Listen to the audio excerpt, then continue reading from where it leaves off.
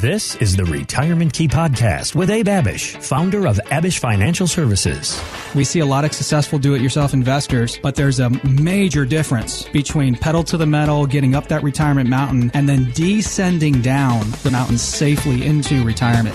You've worked hard your whole life to earn and save. Now you need a plan to make that money work hard for you.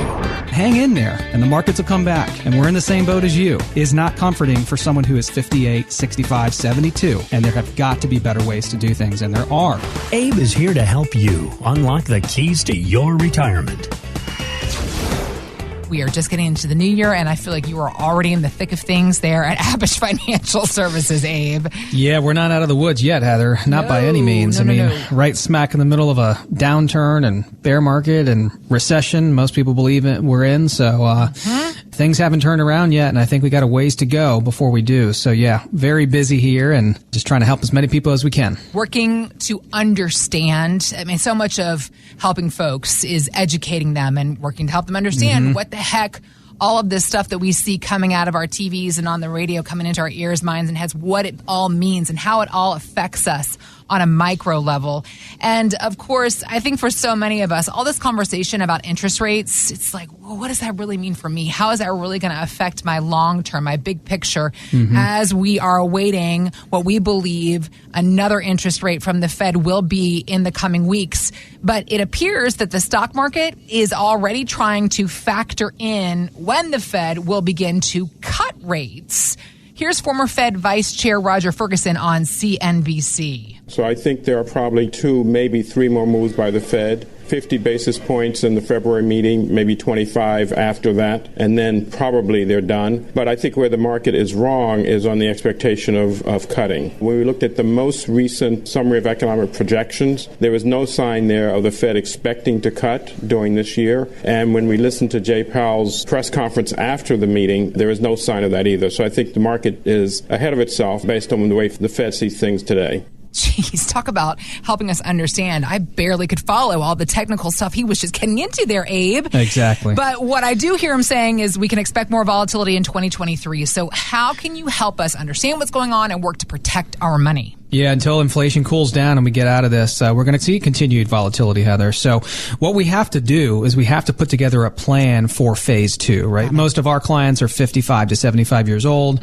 and that's most of who listens on WMAL as well. And so that is a group of clients that we serve, those people who are transitioning into full retirement or already retired.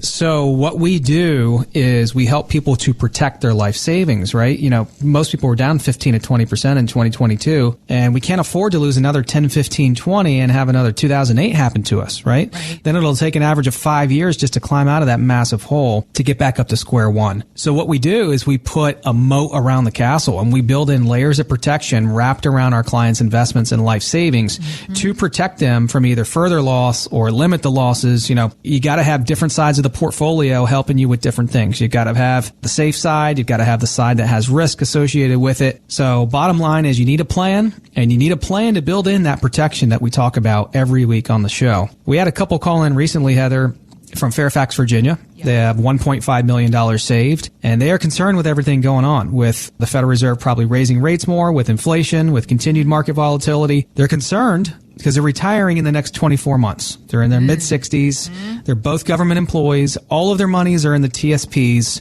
and a little bit outside with a big box firm. And their problem, like so many other people, Heather, was that they had nothing in their TSPs that they were implementing or inside their IRAs that is currently protecting their life savings from further downside. They were looking for something, and obviously the G Fund is available in the TSP to build in protection. It's backed by government treasuries and offers typically between 1% and 3%. So they know that's there, but you know, most people aren't super excited about the G Fund and the TSP. You know, they're like, yeah, it's safe, and a lot of people stay away from it simply because although it's safe, the yields and rates are so low, right? They're like, yeah, I know it's there, but I really don't want to use it. Right. I want to avoid using it if I can. And do you guys have anything else that's available? Because I am looking for opportunities to protect part of my portfolio and life savings, but I'd also like more than 1% to 3% long term on that safe money. Yeah. Is there anything else out there, Abe and the team, that can do those kinds of things? And absolutely they are. So what we did is we put together a portfolio x-ray and analysis on all of their holdings, the TSP, outside of the TSP, and we found out that they're obviously taking on more risks than they want to. We knew that, but we looked at the pros and cons of the TSP and all their investments, and we showed them the strengths and weaknesses, and then looked at opportunities and options outside of what they're currently doing. And we found ways and recommended ways to protect about 30% of their life savings from any more loss. You can do that through numerous ways. You can do it through government treasuries, currently paying 10-year treasuries paying about 3.5 or 3.6% right now. You can do it through a fixed rate annuity or a fixed indexed annuity. Some of those right now are currently paying between 4 and 5.5% guaranteed. So that could be kind of like a G fund on steroids. Okay. You could use a structured note where you have maybe some risk to principal, but the yields are pretty attractive as well. And there are many other ways to do it, but you've got to start thinking defensively. You've got to start thinking more conservatively, and you've got to start thinking about ways to protect the last 30 to 40 years of your work so that as you're approaching retirement, you don't lose any more. Right? And you don't have to worry about going back to work and working longer and having to save more, because what most people have found, Heather, as we meet with them here, is that even after last year's losses, they're still okay. They still have enough to retire with success and with dignity and confidence. And that's what we have to control. Control what you can, control your own personal financial and retirement plan. So for this couple, Heather, we looked at pros and cons of their TSP and their IRAs, side-by-side options outside of the TSP and their IRAs that would be with us. And we implemented a protection plan where we would protect 30% of their life savings from any downside and any future loss with growth potential that's typically and historically between 4% and 6%. We implemented a retirement roadmap and an income plan for the future so that we had something to track and follow every single 90 days with them.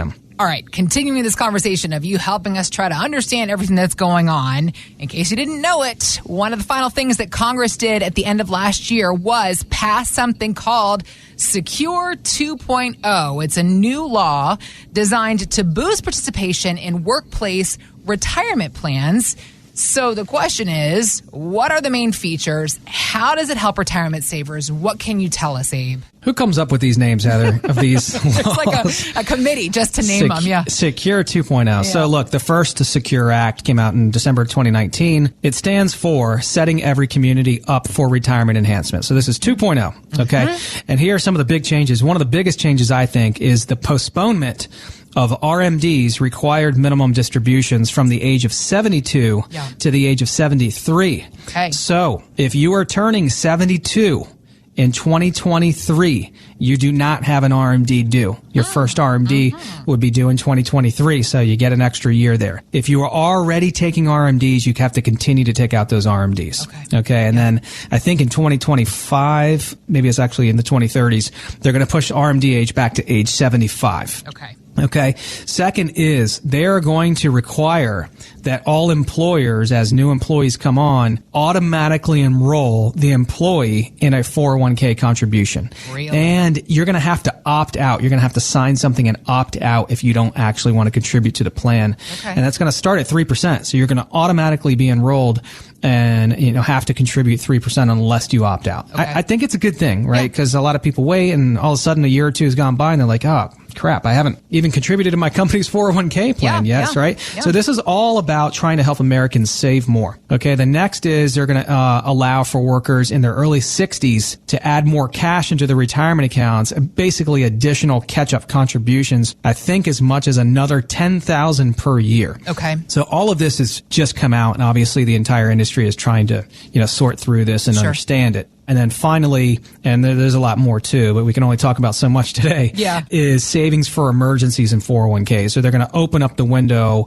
for you to be able to tap into your 401k. It looks like at about $1,000 a year for personal or family emergencies. So it used to be, you had to be disabled or a down payment on your first home purchase and maybe one other thing. Now they're opening it up for, looks like, personal and family emergencies where you can withdraw about $1,000 per year and not be penalized. There's a lot there, and we'll continue to talk about it in upcoming weeks. We just had a client call in specifically concerned about required minimum distributions, Heather, because he is turning 73, and actually he's going to have RMDs due for the first time this year in 2023. He's got $1 million saved. He lives in Chevy Chase, Maryland, and he basically obviously knew how to grow his money, but he has no idea how to pull it out, what's involved, what percentages to take out, which accounts to take from, no withdrawal or distribution strategy. And as so many people in this country have, they have this growth plan, right?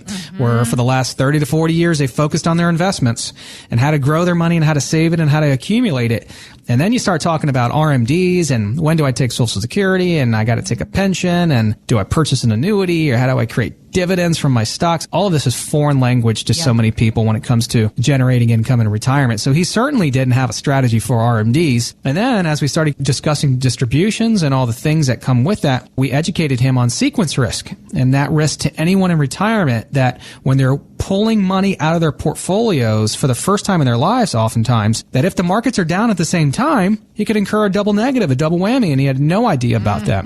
So the solution for him was a retirement income plan. And what we did, Heather, was we tested the math, tested the numbers, put together an income generating plan that focused on withdrawals, distributions, and income, that put together an RMD strategy for him so he can eliminate and substantially reduce that sequence risk we just mentioned. And so if you're listening right now and you don't have a retirement income plan, you need to get your roadmap. You need to find out where you're headed. Do you have a surplus? Are you going to have a shortfall? Do you need to continue to work longer? Do you need to continue to save more? What are the pitfalls and roadblocks you should be aware of as you're approaching and entering into retirement? So if this sounds like you and you have some of these same concerns, go to retirementkeyradio.com, click on the Contact Us tab at the top of the page, and we can begin to have these same conversations with you as well.